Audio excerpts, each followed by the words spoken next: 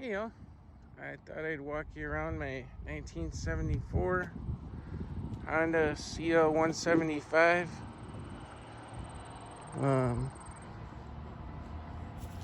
It's been really fun bike to ride, super light. Once I got the new tires on there, I cannot believe what a difference it made. I also changed the fork oil. It also made a huge difference. But really the tires were just really great. You can really go into corners with this thing. It's really light. It's really easy to throw around. When I first got it, it hadn't been started in about 10 years. The guy put it away really well. The gas tank was dry. He had filters on the fuel lines. So I bought a gel battery, which was more expensive and hard to get. But I just really like gel batteries when it comes to like trying to start up old bikes.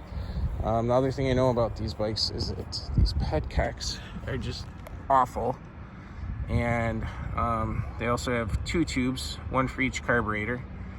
I think the 350s are like this too, if I remember right. And every single time I ever tried to get a 350 going or had a 350, they always ran better on one side than the other. And every owner always says, oh, it's the carbs. Never get that other carburetor right. Never got it firing on both cylinders.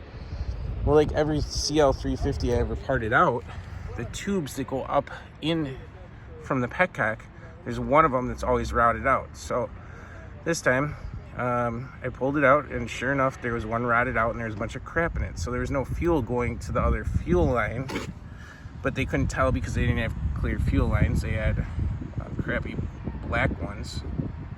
So all these old bikes I've always put clear fuel lines, which I bought from eBay.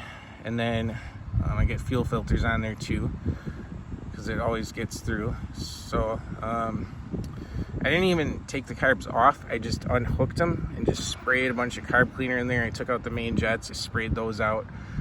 I made sure the air filter was clean, put in new spark plug, and the thing fired up in like 3 seconds. It was, well, maybe like 5-10 seconds once the fuel really got in there. But after that, it just ran great. So the funny thing is, I don't know why, but it does not need the choke on. It starts better without the choke on, actually. But yeah, anyways, I'll show you what that looks like.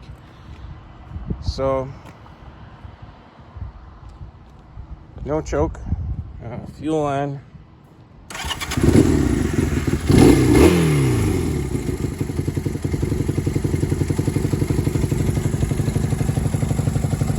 Yeah,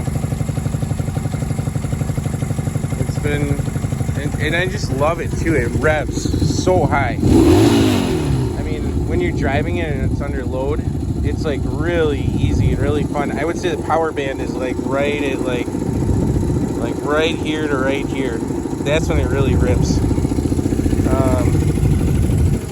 But yeah, I had to do some other stuff to it, but really, I mean, it felt really good to bring this bike back. I mean, I got it for cheap, but I did put some money into it, and honestly, I'm not even gonna make hardly anything off of it, but it was just such a fun experience.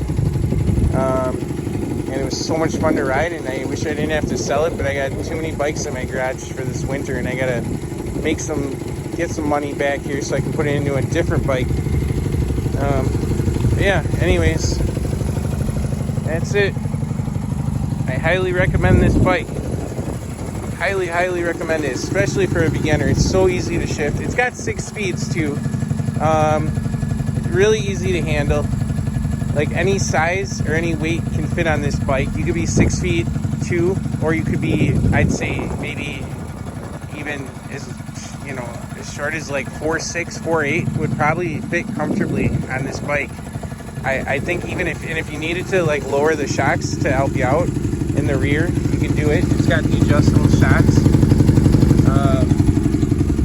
It's just so light. I mean, let's see what it says. Okay, so here's the weight. But I mean, feels like nothing compared to all my other bikes.